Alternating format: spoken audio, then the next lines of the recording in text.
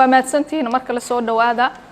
in doodani ugu dambeysay oo ahayd dood aad u xiiso badan saddexdii su'aaladood dabcan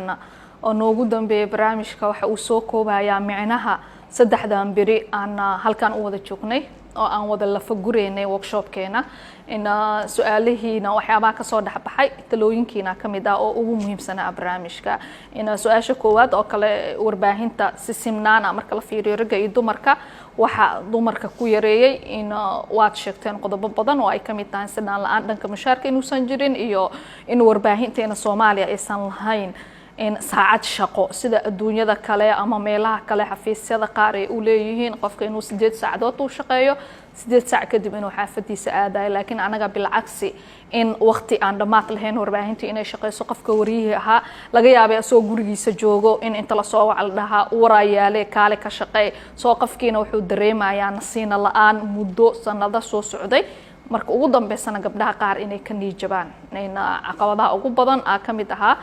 dabcan in wax ka bedel xarumaheen warbaahinta ay ku sameyn doonaan waa rajayn doonaa qodobkii kale oo asna aadka looga dooday waxa kamid aha in sinaanta xogta bulshada laga dhax keenayo tusaalaan Facebookyada oo kale inaysan u simneen wiilasha iyo gabdhaha sababta ugu weyn waxa waaye in gabdhuhu in juhdi badan aan la gelinin loona arkeenin xogaha qaar in laga wareysto iyadoo wali dhaqankii uu jiro waa dumar xogtaan kuma filno jawaabtii ugu badneedna kama bixin karto waxa uga mudan ragga taasina waxa waaye waa qalad anaga iska dhaadhicinay waxa laga yaabaa xal badan iyo tusaalooyin badan dhacdooyinkii dhacay inay gabadhu ay ka hayso marka dumarku meel kasta ha joogaan in miidiyaha in fursadaha la siiyo qodobka ugu dambeeyo oo tracking toolka sida lagu hirgelin karo in